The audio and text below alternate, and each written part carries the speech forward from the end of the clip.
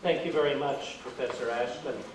The next presenter is from the University of Central Oklahoma, Darrian De Bolt, who's going to take a very different sort of approach, contextual, but contextual in terms of really solid philology to get to the same goal of this panel. Professor De Bolt. Thank you very much.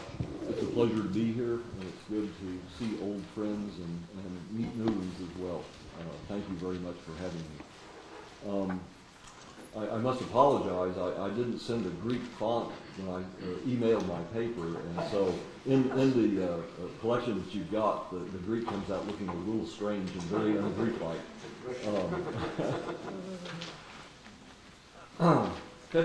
Fethullah Gülen, the contemporary Turkish thinker, has consistently articulated a message in which he conjoins the notions of tolerance and dialogue.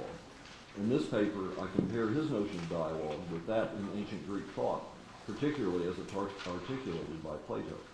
I find that Gülen's concept of dialogue fits well within the Greek philosophical tradition. I then examine his notion of dialogue in light of recent work in speech act theory and Jürgen Habermas's theory of communicative rationality. Once again, I find many elements in common, particularly in the conditions that both Gülen and Habermas lay down in order for dialogue truly to take place. Finally, I argue that Gülen has linked tolerance and dialogue in a new way that provides an important message within a global context that offers an alternative to conflict. The Turkish word dialogue and the English word dialogue, as well as its orthographical variant dialogue, are derived from the ancient Greek noun dialogos. The word comes into English in a typically indirect manner. The Middle English dialogue or dialogue comes from the Old French, that in turn came from the Latin dialogus, that comes directly from the Greek. The standard translations of dialogos are conversation, discussion, or dialogue. The word dialogue itself in the Greek comes from the verb legisthai. Legisthai is a reciprocal middle voice verb. Reciprocal middles are often compounded with the preposition dia, and in such case, such middles are called reciprocal middles because the action of the verb involves the interaction of two agents, not just the action of a single agent. Thus, the notion of conversing, that is the essence of the verb dialegisthai, involves the notions of questioning and replying as well. These are the actions of two agents interacting. Implied in this reciprocal relationship is the equal participation of the involved agents. They are mutually questioning and replying to one another.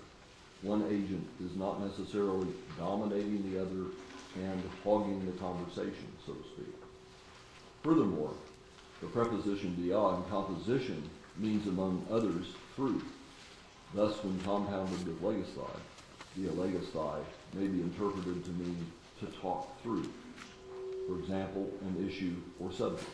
So, dialogos may be semantically interpreted as a talking through.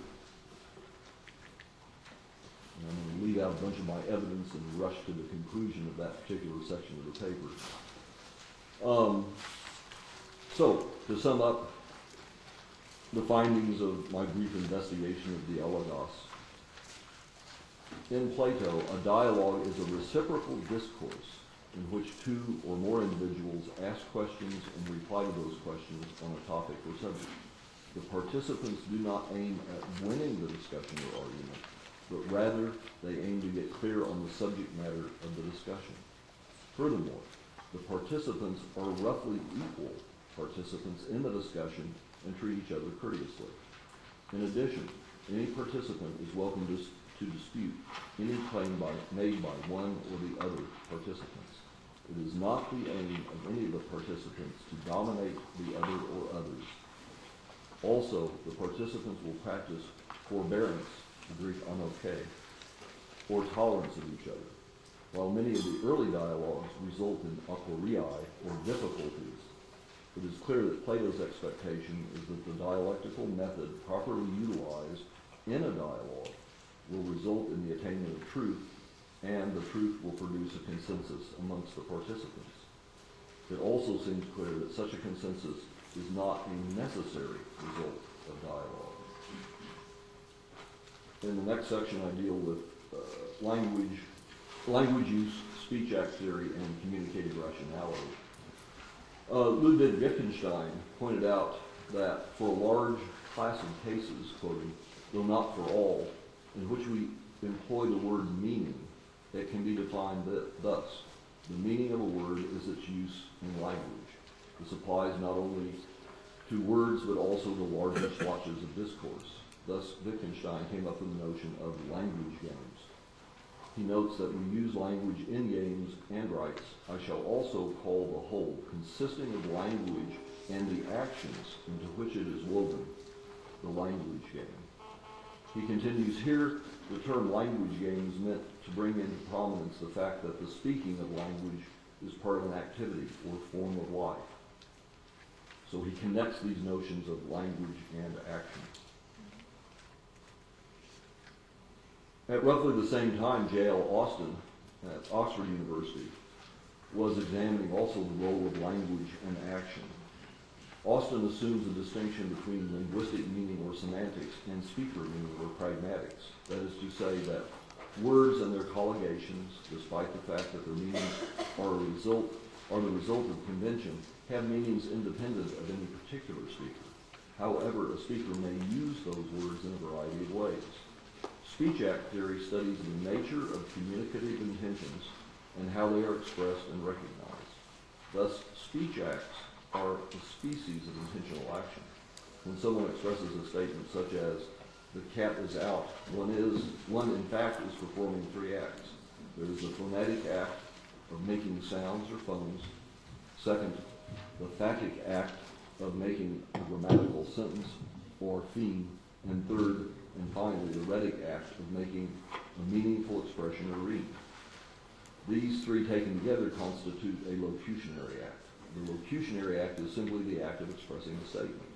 In performing a locutionary act, the speaker also typically performs an illocutionary act.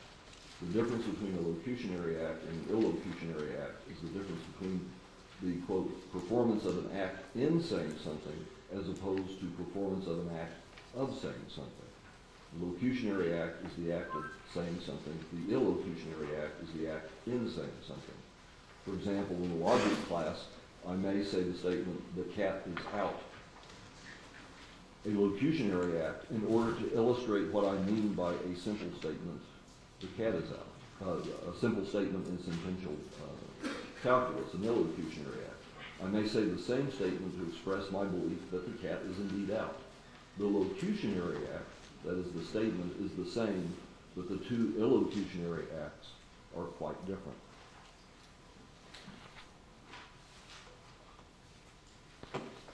On the basis of this research into language and speech as action, the contemporary German philosopher Jürgen Habermas has developed his theory of communicative rationality. He did that largely in response to Max Weber's concept of rationalization. In Weberian rationalization, rationality is reduced to a tool utilized to achieve ends which are not chosen on rational grounds. The ends or goals of human activity are grounded in material needs, desires, religion, or other so-called non-rational substrata. Thus, reason is solely instrumental. Of course, it's impossible to go into detail concerning Habermas' complete theory, but Habermas began with a systematic critique of, like I mentioned before, Weberian rationalization and the notion of reason as solely instrumental. He then moved on to an exposition of his own position. All I can do here is point to aspects of this theory that I believe are relevant to this topic. Habermas articulates the notion of communicative reason against the background of the Lebenswelt or life world. The notion of the life world comes from Edmund Husserl through Hans-Georg Gadamer. However, Habermas modifies it somewhat. He characterizes the life world as a culturally transmitted and linguistically organized stock of interpretive patterns.